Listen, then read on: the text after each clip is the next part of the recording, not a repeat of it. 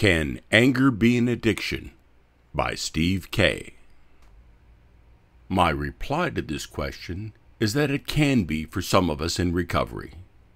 Specifically, those of us who have experienced high levels of shaming, such as rejection, neglect, and emotional or physical/sexual abuse, in the developmental years of childhood and adolescence. During my own upbringing, I experienced a lot of anger, criticism, and rejection from my parents, which I now realize is the true source of most of my anger. My anger is largely an attempt to communicate and release the underlying hurt, rejection, and fear resulting from my deep sense of shame. In an article on anger, Leon Seltzer explains the function of anger. Quote, "It's by now generally agreed upon that anger, as prevalent as it is in our species, is almost never a primary emotion, for underlying it are such core hurts as feeling disregarded, unimportant, accused, guilty, untrustworthy, devalued, rejected, powerless, and unlovable. These feelings are capable of engendering considerable emotional pain. It's therefore understandable that so many of us might go to great lengths to find ways of distancing ourselves from them. In fact, those of us who routinely use anger as a cover-up to keep our more vulnerable feelings at bay generally become so adept at doing so that we have little to no awareness of the dynamic driving our behavior. This is how all psychological defenses work. Simply put, they allow us to escape upsetting, shameful, or anxiety-laden feelings we may not have developed the emotional resources or ego strength to successfully cope with." End quote. The problem with using anger as a defense mechanism is that it damages our relationships, which, in addition to the resulting social isolation it creates, further injures our already low self-esteem. After an episode of rage, we are often left feeling guilty, as well as feeling bad about ourselves. We feel guilty about what we say and do in anger, compounding shame about who we are. Guilt, which some describe as a healthy sense of shame, is letting us know we've violated our boundaries. Toxic shame is the underlying feeling that we are worthless, lacking, and undeserving of love. It's a cancer of the soul, our wounded heart, and ruinous of our relations with others. As well as protecting us from the underlying pain of toxic shame and a deep sense of rejection, rage is also an attempt to right this wrong, to restore the ego's sense of worth through its righteous indignation. It's a dysfunctional strategy used to take us from feeling downtrodden and powerless to feeling worthy and powerful. The greater the degree of our toxic shame, the more we depend upon psychological defenses. These are generally referred to in 12-step language as character defects. Our tendencies to resentment, fear, dishonesty, selfishness, criticism, arrogance, and a false sense of pride. Toxic shame is so painful that we often prefer to feel angry and resentful instead. This dependency upon anger to protect our ego is why some of us are addicted to anger or rage. We can start to let go of our addiction to anger by becoming aware of its underlying pain. The healing process starts when we acknowledge the fear and hurt resulting from our toxic sense of shame. In recovery, we take inventory of our resentments, hurts, fears, and harms done towards others. We begin to uncover the ego's insecurity and its self-centered defenses. And the number one offender is resentment due to our fear.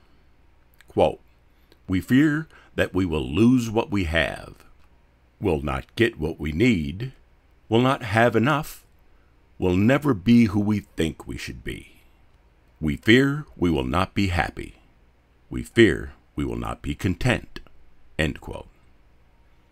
The greater our sense of shame, the more we suffer these fears, and the greater our dependency upon defensive anger.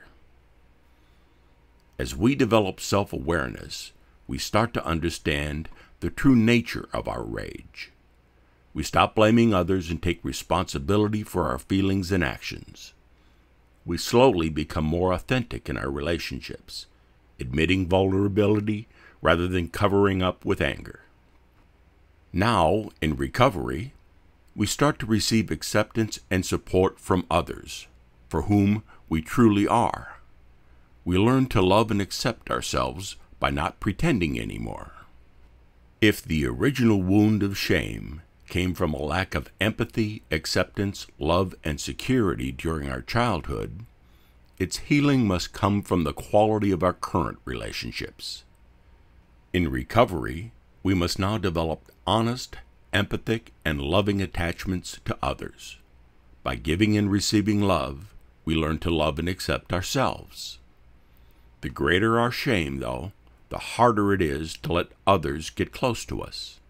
We can easily feel hurt and rejected by being triggered into our original pain. We then become defensive and resentful and return to pushing others away. We must learn that shame shapes our reality, often distorting what we see.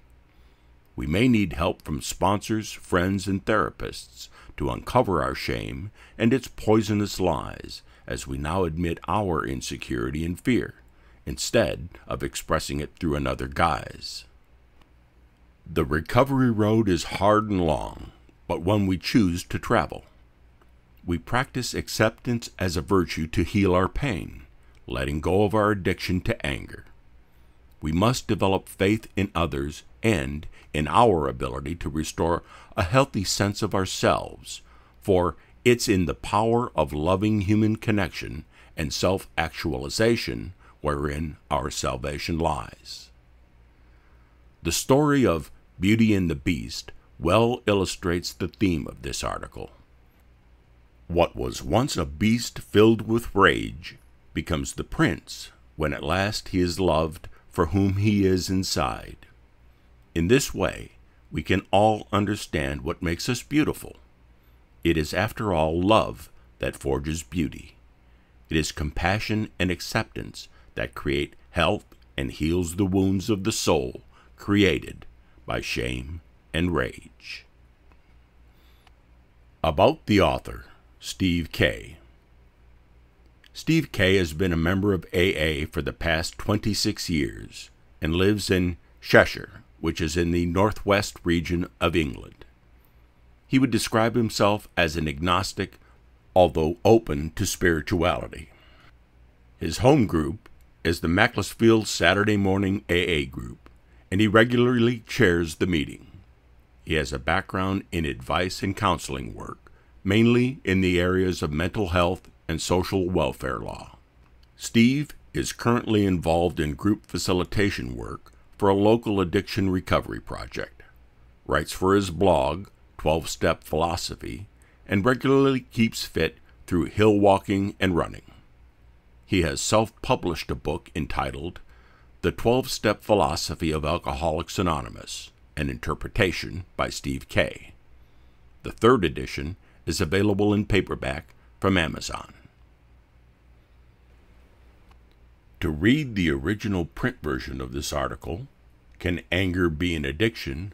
By Steve K., which contains links to references throughout the article, and original photography by Jan A., simply go to the website aabeyondbelief.org, and you'll find it under Menu in the Language of Recovery section. For more stories, articles, and podcasts, please visit our YouTube or SoundCloud channels. Just search for AA Beyond Belief.